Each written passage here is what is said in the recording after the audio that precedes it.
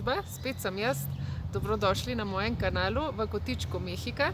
Moje ime je Jana in tukaj v kotičku z imenom Mehika vam pripovedujem o različnih stvarih, ki so tako ali drugače povezani z Mehiko. Tokrat vam bom govorila o tem, kakšne so prednosti in slabosti, če si tujec v Mehiki. Ne če potuješ, ampak če živiš tukaj. Najprej bi pa rada odgovorila vsem tistim, ki me po mailu sprašujete, kako napreduje moje zdravljenje.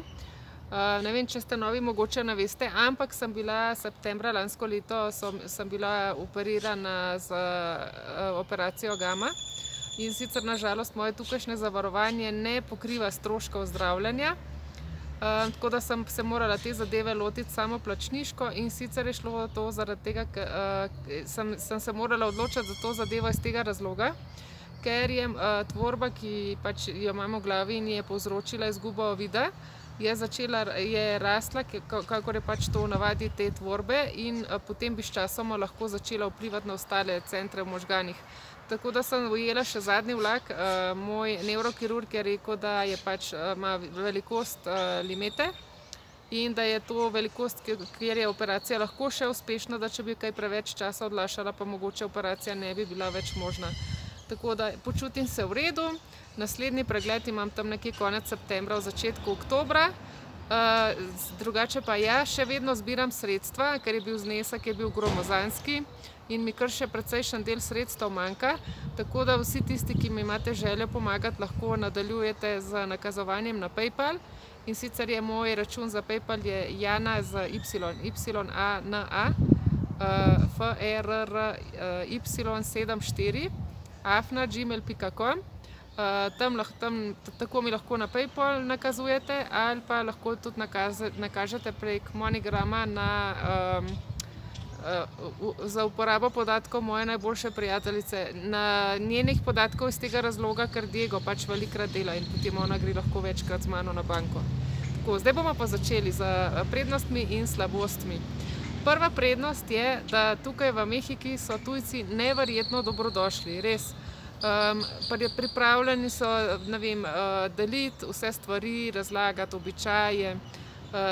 Mislim, da to izhaja tudi iz razloga, da so izjemni patrioti in zaradi tega res zelo entuziastično razlagajo vse stvari v Mehiki, tako hrana, pijače, običaji. Z vsem ti dajo občutek, da si res izjemno dobrodošel in res sem imela priložnost kar precej potovati, ampak moram reči, da tako dobrodošla, kot se počutim v Mehiki, se pa res nikjer v nobeni tuji državi nisem počutila. Jasno, da kljub temu, da obožujem Mehiko in sem res srečna, da lahko tukaj živim, ampak ni vse med in mleko. Ima tudi svoje slabosti. Še posebej težko se mi je zdelo od začetku vključiti se v pogovor z njimi, še zlasti v kakšni zelo posebni situaciji, naprimer, če je bila kakšna zabava, ker je bila v ozadju kakšna glasba. Moram reči, da tukaj včasih glasbo navijajo zelo na glas. In potem, ko so oni začeli se pogovarjati med seboj in so relativno hitro začeli govoriti in so kakšne posebne izraze začeli uporabljati, nisem mogla vedno sodelovati v pogovoru. In se spomnim v začetku, ko sva pač začela biti par z Diegom in sva naredila eno zabavo pri nas doma in enostavno mi je bilo pretežko razumeti ob eni priložnosti in sem se usedla na kavč in se je Diego majčkeno razjezil, je mislil, da mi ni prav, da so bili povabljeni tam. Ne, ni bil to razlog, ampak enostavno nisem mogla več spremljati pogovora, ker so govorili prehitro in so začeli tudi lokalne izraze uporabljati. Ljudje so res izjemno prijazni in ena od stvari, ki me preseneča, je, da prav vsak človek, ne vem, lahko je to taksist, lahko je, ne vem, varnostnik, lahko je tovarišica, lahko je prodajalec v trgovini, izrazijo zanimanje za tvojo državo in so vsi strašansko presenečeni, zakaj sem se jaz iz Slovenije preselila v Mehiko. In mi vedno veliko vprašanj postavljajo. Za začetek imamo težave razložiti jim, kje Slovenija je, ker je relativno mlada država, pa še zaradi tega, ker je na drugem kontinentu. Tako da največkrat me tam v kakšno Rusijo postavijo ali pa Slovaško velikokrat zamenjajo. No, ampak moram reči, da pač zdaj zadnje čase jim povem, kdo so sosedje, ali pa prej sem jim rekla, da je to iz bivše Jugoslavije in če sem omenila Tito, zlasti te starejše generacije, so takoj vedela, iz kje sem. Druga pomanjkljivost je pa ta, da v Mehiki imaš lahko težave s hrano.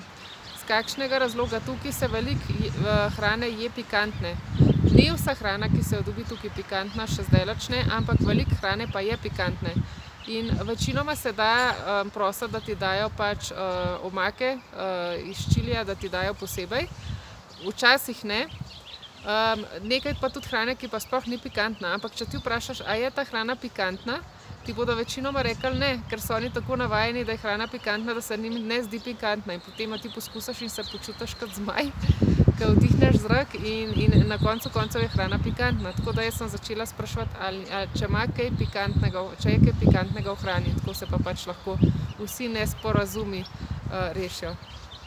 Moram reči, da če Mehičani vidijo tujca, da so zelo pripravljeni pomagati, recimo, če se kje zgubiš, če bi kam rad šel, če bi rad šel s taksijem, če iščeš kakšno trgovino, ne vem, zelo so pomagalni, takoj te opazijo in te vprašajo, če ti lahko s čim pomagajo. Res, včasih so te pripravljeni spremiti čisto iz drugega, če gredo oni čisto v drugo smer, pa so te pripravljeni spremiti tja, kamor moraš ti iti.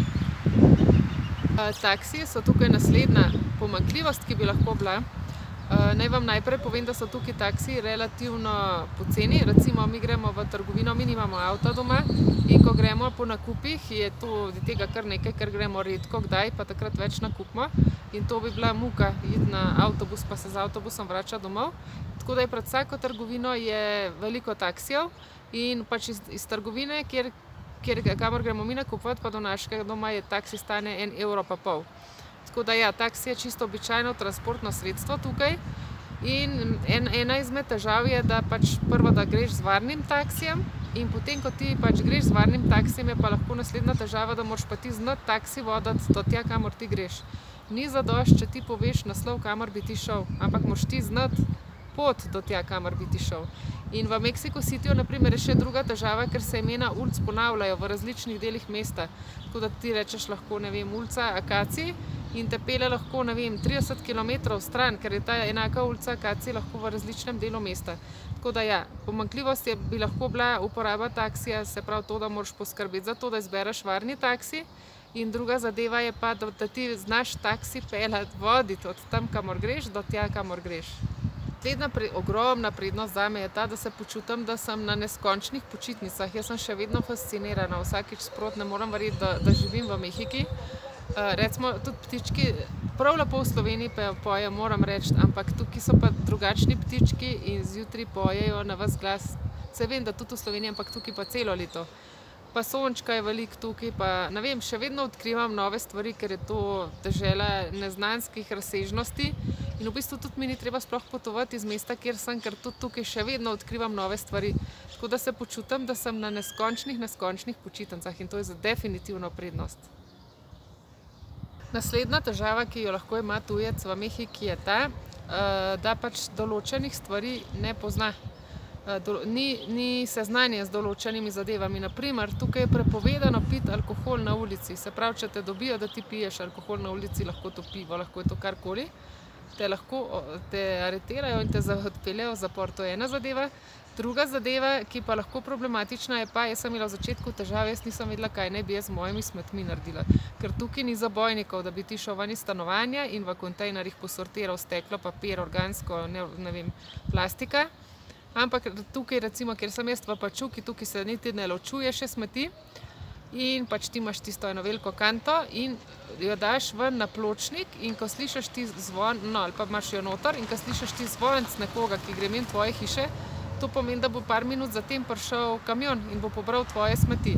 In ti moraš biti takrat doma, da zato, da mu daš denar za kamion, to bi bilo, ne vem, 25 centov recimo, za kanto mu jaz pač dam, ampak moraš biti tam, da daš ti kanto tja in ko sprazanijo kanto, da mu daš ti 25 centov. Ni tako, kot v Sloveniji, da bi ti poslali recimo račun vsak mesec.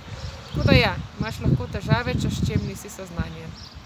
No, je pa se pravim, da smo zelo dobrodošli tujci tukaj in ena izmed prednosti je tudi taka, da včasih jasno, da naredimo, pač pride do kakšnih napak, do kakšnih nesporazumov, zaradi tega, ker pač izhajamo iz drugačne kulture.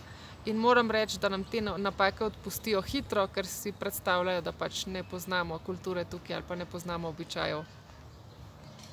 Naslednja težava bi lahko bila, Mehičani izjemno lepo plešejo. Takrat, prej, ko sem jaz lahko še videla, sem zmer uživala v pogledu nanje. ker oni plešajo tako naravno, ne vem, ne elegantca, tako kot recimo Dunajski valček, ampak res zelo, zelo naravno se gibajo in jaz sem itak en štor za plesati.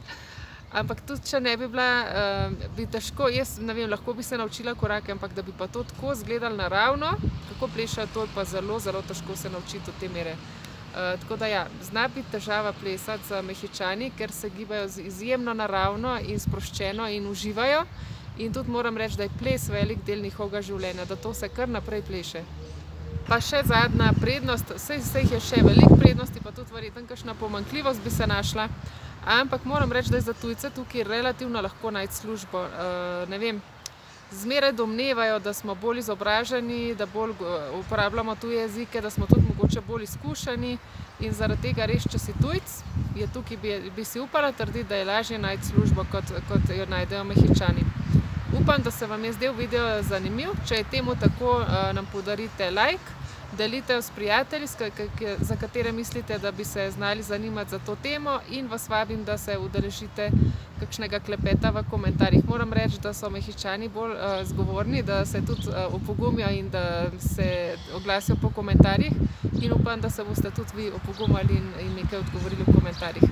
Se vidimo tukaj prihodnjič. Adijo!